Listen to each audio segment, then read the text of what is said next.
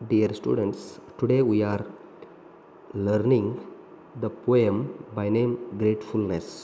Okay, ಇಲ್ಲಿ ನೀವು ಅನ್ಬೋದು ಏನು ರೀ ಸರ್ ಗ್ರೇಟ್ಫುಲ್ನೆಸ್ ಅಂದರೆ ಗ್ರೇಟ್ಫುಲ್ನೆಸ್ ಅಂದರೆ ಕೃತಜ್ಞ. ಅಂದರೆ ನಾವು ಏನಾಗಬೇಕಾಗಿದೆಯಪ್ಪ ಅಂದರೆ ಇವತ್ತು ಕೃತಜ್ಞರಾಗಬೇಕಾಗಿದೆ. ಯಾರಿಗೆ ಕೃತಜ್ಞರಾಗಬೇಕಪ್ಪ ಅಂತಂದ್ರೆ ಒಂದಿಷ್ಟು ಅಂಗಾಂಗಗಳನ್ನು ದೇವರು ನಮಗೇನು ಮಾಡಿದನು, ಕೊಟ್ಟಿದ್ದಾನು. ಏನೇನಪ್ಪ ಅಂತಂದ್ರೆ 5 ಆರ್ಗನ್ಸ್ಗಳನ್ನು ದೇವರು ಏನು ಮಾಡಿದಾನಪ್ಪ ನಮಗಿವತ್ತು ಕೊಟ್ಟಿದ್ದಾನು. ಆ ಆರ್ಗನ್ಸ್ಗಳಿಲ್ಲದೆ ನಾವು ಇವತ್ತು ಏನೂ ಮಾಡೋಕ್ಕೆ ಸಾಧ್ಯ ಇಲ್ಲ. ಅದಕ್ಕೋಸ್ಕರ ಆ ಆರ್ಗನ್ಸ್ಗಳನ್ನು ನೀಡಿರ್ತಕ್ಕಂಥ ದೇವರಿಗೆ ನಾವು ಇವತ್ತು ಏನಾಗಬೇಕಾಗಿದೆ, ಗ್ರೇಟ್ಫುಲ್ ಆಗಬೇಕಾಗಿದೆ, ಕೃತಜ್ಞನಾಗಬೇಕಾಗಿದೆ, ಋಣಿಯಾಗಿರಬೇಕಾಗಿದೆ. ಅದಕ್ಕೋಸ್ಕರ ಇಲ್ಲಿ ಜೋಸೆಫ್ ಟಿ ರೆನಾಲ್ಡಿ ಅಂತಕ್ಕಂಥ ಒಬ್ಬ ಪೊಯಿಟ್ ಏನು ಮಾಡಿದರು, ಸಾಕಷ್ಟು ಒಳ್ಳೆಯ ರೀತಿಯಲ್ಲಿ ಏನು ಮಾಡಿದಾರಪ್ಪ ಅಂದ್ರೆ ಈ ಒಂದು ಪದ್ಯವನ್ನು ಬರೆದಿದ್ದರು. ಆಮೇಲೆ ಈ ಒಂದು ಪದ್ಯ ಏನಿದೆಯಪ್ಪ ಅಂದ್ರೆ 9ನೇ ವರ್ಗದ ಮಕ್ಕಳಿಗಾಗಿ ಇದು ಬಹ್ಯಾಟ್ ಸಲುವಾಗಿ ಇರತಕ್ಕಂಥ ಒಂದು ಪದ್ಯ. ಅದಕ್ಕೋಸ್ಕರ ಎಲ್ಲರೂ ಈ ಒಂದು ಪದ್ಯವನ್ನು ಕಂಠಪಾಠ ಮಾಡಬೇಕು ಅಂತಕ್ಕಂಥ ಒಂದು ಮಾಹಿತಿಯನ್ನು ಕೂಡ ಈ ಒಂದು ವಿಡಿಯೋ ಮುಖಾಂತರ ನೀಡ್ತಾ ಇವತ್ತಿನ ದಿನ ನಾವೇನು ಮಾಡೋಣಪ್ಪ ಅಂದ್ರೆ ಯಾಕೆ ನಾವು ಗ್ರೇಟ್ಫುಲ್ ಆಗಿರೋಣ, ಆಮೇಲೆ ಗ್ರೇಟ್ಫುಲ್ನೆಸ್ ಆಗೋದರಿಂದ ಅದರಿಂದ ನಮಗೆ ಏನು ಲಾಭಗಳಿದಾವೆ ಅನ್ನೋದನ್ನು ನಾವು ಇವತ್ತು ಅಧ್ಯಯನವನ್ನು ಮಾಡೋಣ. ಓಕೆ, ನೋಡಿ, I am grateful for the ice that I can see the activities that can be done by me. ನೋಡಿರಿ, ಈ ಒಂದು 1ನೇ ಸ್ಟಾಂಜಾದಲ್ಲಿ 2 ಲೈನ್ಗಳಿದಾವಲ್ಲ, ಮೊದಲನೇ 2 ಲೈನ್ಗಳು ಯಾವುದನ್ನು ಪ್ರತಿಬಿಂಬಿಸ್ತಾವಪ್ಪ ಅಂದ್ರೆ ಐಸ್, ಕಣ್ಣುಗಳನ್ನು ಪ್ರತಿಬಿಂಬಿಸ್ತಾವೆ. ಅಂದ್ರೆ ನಮಗೆ ದೇವರು ನೀಡಿರ್ತಕ್ಕಂಥ ಆರ್ಗನ್ಗಳಲ್ಲಿ we totally have 5 organs. Eyes are also one of the great organ. ಈ ಕಣ್ಣುಗಳು ಕೂಡ ನಮ್ಮ ಅಂಗಾಂಗಗಳಲ್ಲಿಯ ಒಂದು ಪ್ರಾಮುಖ್ಯತೆಯನ್ನು ಹೊಂದಿರತಕ್ಕಂಥ ಅಂಗಾಂಗಗಳು ಅಂತ ನಾವಿಲ್ಲಿ ಹೇಳ್ಬೋದು. ಅದಕ್ಕೋಸ್ಕರ ಪ್ರಾರಂಭದಲ್ಲಿ ಏನು ಮಾಡ್ತಾನೋ ಇಲ್ಲಿ ಕವಿ ಜೋಸೆಫ್ ಅವರು ಏನು ಮಾಡ್ತಾರೋ, ಪ್ರಾರಂಭದಲ್ಲಿ ನೀವೆಲ್ಲರೂ ಯಾರಿಗೆ ಋಣಿಯಾಗಿರಬೇಕಪ್ಪ ಅಂದ್ರೆ I am grateful for the ice. ನಾವು ನಮ್ಮ ಕಣ್ಣುಗಳಿಗೆ ಋಣಿಯಾಗಿರಬೇಕು ಅಂತಕ್ಕಂಥ ಮಾತನ್ನು ಹೇಳ್ತಾರೋ. ಯಾಕಪ್ಪ ಯಾಕಂದರೆ I can see the activities. ನಾವು ಏನು ಮಾಡ್ತೀವಿ, ಚಟುವಟಿಕೆಗಳನ್ನು ನೋಡಬಲ್ಲೆವು.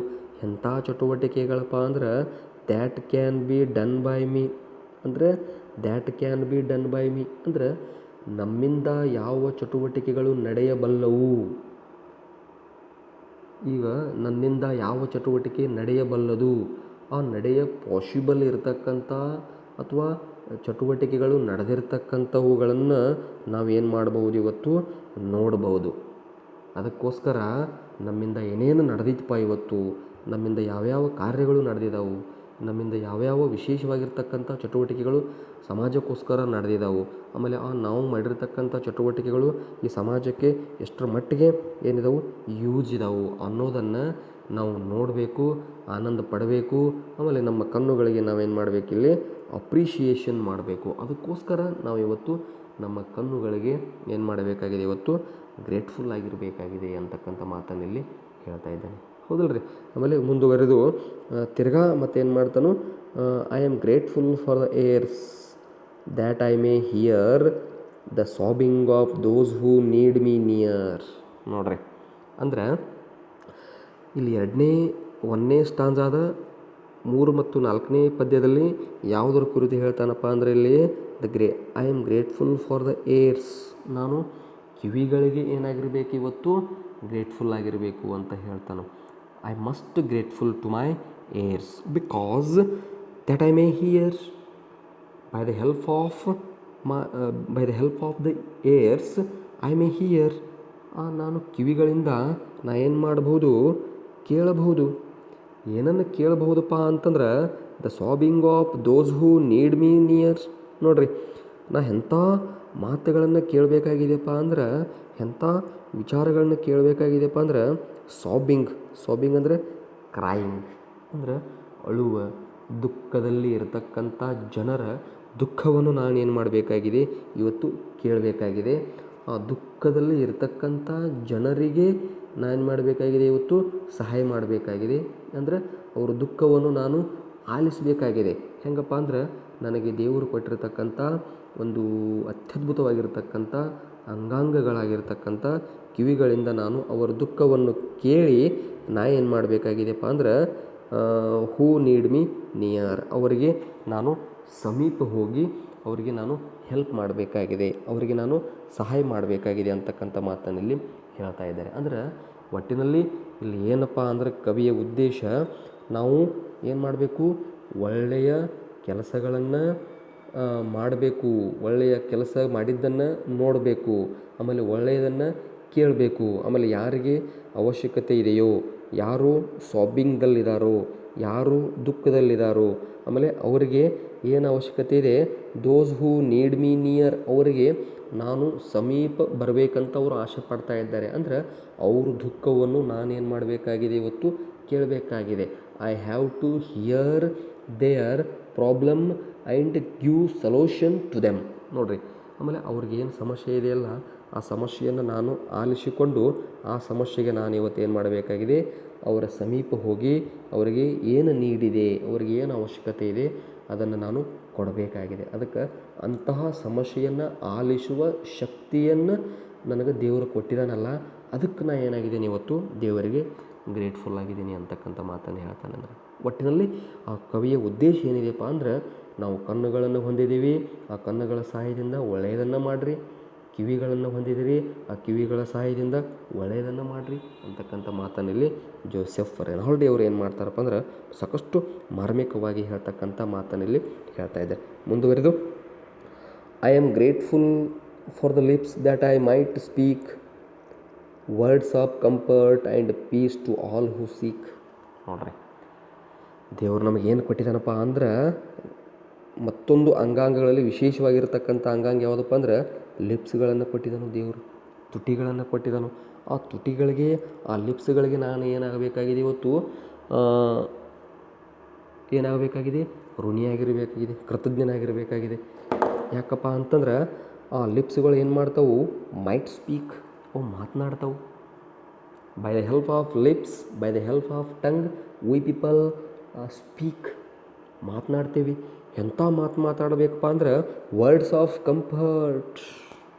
ನೋಡ್ರಿ, ಆ ಶಬ್ದಗಳು ಏನು ಮಾಡಬೇಕು, ಕಂಫರ್ಟನ್ನು ಕೊಡಬೇಕು, ಮನಸ್ಸಿಗೆ ನೆಮ್ಮದಿಯನ್ನು ಕೊಡಬೇಕು. And peace to all who seek. ನೋಡ್ರಿ, ಯಾರ್ಯಾರಿಗೆ ಅವಶ್ಯಕತೆ ಇದೆ, ಸೀಕ್ ಅಂದರೆ ಹುಡುಕಾಡು, ಹೌದಲ್ರಿ. ನಾವು ಒಳ್ಳೆಯ ಮಾತುಗಳನ್ನು ಹುಡುಕ್ಯಾಡ್ತಾ ತಿರುಗಾಡ್ತೀವಿ. ಫಾರ್ ಎಕ್ಸಾಂಪಲ್, ನಾವು ಎಲ್ಲೋ ಒಂದು ಕಡೆ ಪ್ರವಚನ ಸ್ಟಾರ್ಟ್ ಆಯ್ತಪ್ಪ, ಹೌದಲ್ರಿ, ಎಲ್ಲೋ ಒಂದು ಕಡೆ ಸ್ವಾಮೀಜಿಯವರು ಬಂದರು, ಪ್ರವಚನ ಸ್ಟಾರ್ಟ್ ಇದೆ ಅಂತಕ್ಕಂಥ ಒಂದು ಸುದ್ದಿ ತಿಳಿತಪ್ಪ ಅಂದ್ರೆ ನಾವೇನು ಮಾಡ್ತೀವಿ, ಎಲ್ಲರೂ ಅಲ್ಲಿ ಹೋಗ್ತೀವಿ, ಸೀಕ್, ಹುಡುಕಾಡ್ತೀವಿ. ಏನು ಹುಡುಕಾಡ್ತೀವಿ, ನೆಮ್ಮದಿ ಹುಡುಕಾಡಲಿಕ್ಕೆ ಹೋಗ್ತೀವಿ. ನೆಮ್ಮದಿ ಅಂತಂದ್ರೆ ಪೀಸ್ ಅಂದರೆ ನಮಗೆ ಏನು ಬೇಕಾಗಿದೆ ಇವತ್ತು, ನಮಗೆ ಮಾನಸಿಕವಾಗಿ ಶಾಂತಿ ಬೇಕಾಗಿದೆ, ಆಮೇಲೆ ಈ ಕಡೆ ಕಂಫರ್ಟ್ ಬೇಕಾಗಿದೆ, ನೆಮ್ಮದಿ ಬೇಕಾಗಿದೆ. ಈ ಕಂಫರ್ಟ್ ಮತ್ತು ಪೀಸ್, ನೆಮ್ಮದಿ ಮತ್ತು ಶಾಂತಿ ಎಲ್ಲಿ ಸಿಗ್ತಾವಪ್ಪ ಅಂದರೆ ಇವು ಮಾತಿನಲ್ಲಿ ಸಿಗ್ತಾವೆ. ಅಂದ್ರೆ ಇದರ ಅರ್ಥ ಏನಪ್ಪ ಅಂದ್ರೆ, ನಮಗೆ ದೇವರು ಕೊಟ್ಟಿರ್ತಕ್ಕಂಥ ನಾಲಿಗೆ, ದೇವರು ಕೊಟ್ಟಿರ್ತಕ್ಕಂಥ ತುಟಿಗಳ ಸಹಾಯದಿಂದ ನಾವೇನು ಮಾಡಬೇಕು, ಸ್ಪೀಕ್, ಮಾತಾಡಬೇಕು. ಎಂಥ ಮಾತುಗಳನ್ನು ಮಾತಾಡಬೇಕಪ್ಪ ಅಂದ್ರೆ, ಯಾರಿಗೆ ಅವಶ್ಯಕತೆ ಇದೆ, ಯಾರು ನಮ್ಮ ಕಡೆಗೆ ಹುಡುಕಾಡ್ತಾ ಬರ್ತಾರೋ ಅವರಿಗೆ ಏನು ಮಾಡಬೇಕು, ಕಂಫರ್ಟ್ ಸಿಕ್ಕಿರಬೇಕು, ಅವರಿಗೆ ಮಾನಸಿಕವಾಗಿರ್ತಕ್ಕಂಥ ಆನಂದ ಸಿಕ್ಕಿರಬೇಕು, ಅವರಿಗೆ ಮಾನಸಿಕವಾಗಿರ್ತಕ್ಕಂಥ ನೆಮ್ಮದಿ ಸಿಕ್ಕಿರಬೇಕು, ಅವರಿಗೆ ಮಾನಸಿಕವಾಗಿರ್ತಕ್ಕಂಥ ಶಾಂತಿ ಸಿಕ್ಕಿರಬೇಕು. ಅಂಥ ಮಾತುಗಳನ್ನು ನಾವು ಮಾತಾಡಿದ್ದೇ ಆದರೆ, ಆ ಮಾತಿನಿಂದ ಅವರಿಗೆ ಸಹಾಯ ಆಗಿದ್ದೇ ಆದರೆ, ಆ ಮನುಷ್ಯ ಅಲ್ಲಿ ಸಂತೋಷದಿಂದ, ಆನಂದದಿಂದ ಆ ಒಂದು ಸ್ಥಳದಿಂದ ಆ ಮನುಷ್ಯ ಹೋಗಿದ್ದೇ ಆದರೆ, ಆವಾಗ ನಮಗೆ ದೇವರು ಏನು ಲಿಪ್ಸ್ ಕೊಟ್ಟಿದ್ದಾನಲ್ಲ, ಅದಕ್ಕೆ ಅಲ್ಲಿ ದೇವರಿಗೆ ನಾವೇನು ಮಾಡಬೇಕು, ಥ್ಯಾಂಕ್ ಹೇಳಬೇಕು. ಯಾಕಂದರೆ ನಮ್ಮ ಮಾತಿನಿಂದ ಒಬ್ಬ ಮನುಷ್ಯ ಖುಷಿ ಆದ್ನಲ್ಲ, ನಾನು ಹೇಳಿರ್ತಕ್ಕಂಥ ಒಂದೆರಡು ವಾಕ್ಯಗಳಿಂದ ಆ ಮನುಷ್ಯ ಶಾಂತಿ ನೆಮ್ಮದಿ ಆದ್ನಲ್ಲ, ಅದಕ್ಕೆ ನನಗೆ ಇಂಥ ಒಂದು ಶಕ್ತಿಯನ್ನು ದೇವರು ಕೊಟ್ಟಿದ್ದಾನಲ್ಲ, ಅದಕ್ಕೆ ನಾನು ದೇವರಿಗೆ ಏನಾಗಿರಬೇಕು, ಋಣಿಯಾಗಿರಬೇಕು ಅಂತಕ್ಕಂಥ ಒಂದು ಮಾತನ್ನು ಅಲ್ಲಿ ಏನು ಮಾಡ್ತಾನಪ್ಪ ಅಂದ್ರೆ ಜೋಸೆಫ್ ಅವರು ಹೇಳ್ತಾ ದೇವರಿಗೆ ಮತ್ತೆ ಏನು ಮಾಡ್ತಾರಪ್ಪ ಅಂದರೆ ಇಲ್ಲಿ ಗ್ರೇಟ್ಫುಲ್ನೆಸ್ಸನ್ನು ಅರ್ಪಿಸ್ತಕ್ಕಂಥ ಕೆಲಸವನ್ನು ಮಾಡ್ತಾಯಿದ್ದಾರೆ. ಆಮೇಲೆ ಕೊನೆಗೆ ಮುಂದುವರಿದು ನೋಡಿ, I am grateful for the mind that I might know how to aid those who need me so. ನೋಡ್ರಿ, ಮತ್ತೆ ನಮಗೇನು ಮಾಡಿದನು ದೇವರ, ಒಂದು ಒಳ್ಳೆಯ ಮೈಂಡನ್ನು ಕೊಟ್ಟಿದ್ದನು. ನೋಡ್ರಿ, ಮೈಂಡ್, ಒಂದು ಒಳ್ಳೆಯ ಮನಸ್ಸನ್ನು, ಮೈಂಡನ್ನು, ತಲೆಯನ್ನು ಕೊಟ್ಟಿದ್ದನು. ಆ ತಲೆಯನ್ನು ಕೊಟ್ಟು ಅಲ್ಲಿ ಏನು ಮಾಡಿದಾನಪ್ಪ ಅಂದ್ರೆ ದ್ಯಾಟ್ ಐ ಮೈಟ್ ನೋ, ನಾನು ತಿಳ್ಕೊಳ್ಳುವಂಥ ಶಕ್ತಿಯನ್ನು ಕೊಟ್ಟಿದ್ದಾನು. ಏನಪ್ಪ ಅಂದ್ರೆ how to aid means help, ಹೆಂಗೆ ನಾನು ಏಡ್ ಮಾಡಬೇಕು, ಏಡ್ ಅಂದ್ರೆ ಸಹಾಯ ಮಾಡಬೇಕು. ಹೂ ನೀಡ್ ಮೀ ಸೊ, ಆ ಜನರಿಗೆ ಯಾವ ಜನರಿಗೆ ಹೇಗೆ ಸಹಾಯ ಬೇಕಾಗಿದೆಯಲ್ಲ ನಾನು ಹಾಗೆ ಅವರಿಗೆ ಹೆಲ್ಪ್ ಮಾಡಬೇಕು.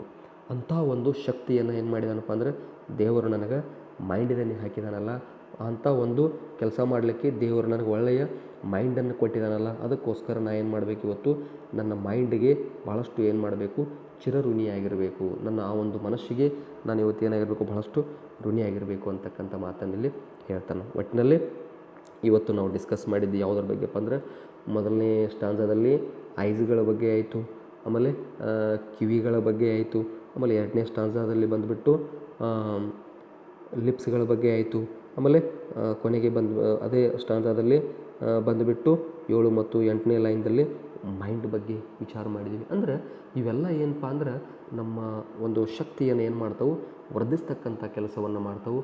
These all powers double our powers, ನಮ್ಮ ಪವರನ್ನು ಏನು ಮಾಡ್ತಾವೆ, ಡಬಲ್ ಮಾಡ್ತಕ್ಕಂಥ ಕೆಲಸವನ್ನು ಮಾಡ್ತಾವೆ. ಅದಕ್ಕೋಸ್ಕರ ನಾವು ಇವತ್ತು ಏನು ಮಾಡಬೇಕಾಗಿದೆ, ಈ ಎಲ್ಲ ಆರ್ಗನ್ಸ್ಗಳಿಗೆ, ಈ ಎಲ್ಲ ಅಂಗಾಂಗಗಳಿಗೆ ನಾವೇನು ಮಾಡಬೇಕಾಗಿದೆ, ಇವತ್ತು ಋಣಿಯಾಗಿರಬೇಕಾಗಿದೆ, ಕೃತಜ್ಞನಾಗಿರಬೇಕಾಗಿದೆ. ಆಮೇಲೆ ಇವುಗಳ ಸಹಾಯದಿಂದ ನಾವು ಯಾರಿಗೆ ಅವಶ್ಯಕತೆ ಇದೆಯಲ್ಲ ಅವರಿಗೆ ನಾವು ಹೆಲ್ಪನ್ನು ಏನು ಮಾಡಬೇಕಾಗಿದೆ ಅಂತಕ್ಕಂಥ ಒಂದು ಮಾತನ್ನು ವ್ಯಕ್ತಪಡಿಸ್ತಾ, ಇನ್ನು ಉಳಿದಿರತಕ್ಕಂಥ ಸ್ಟಾಂಜಾಗಳನ್ನು ಮುಂದಿನ ಅವಧಿಯಲ್ಲಿ ಡಿಸ್ಕಸ್ ಮಾಡೋಣ ಅಂತಕ್ಕಂಥ ಮಾತನ್ನು ಹೇಳ್ತಾ ಇಲ್ಲಿಗೆ ಈ ಒಂದು ಪದ್ಯಕ್ಕೆ ವಿರಾಮ ನೀಡ್ತೀನಿ. Thank you.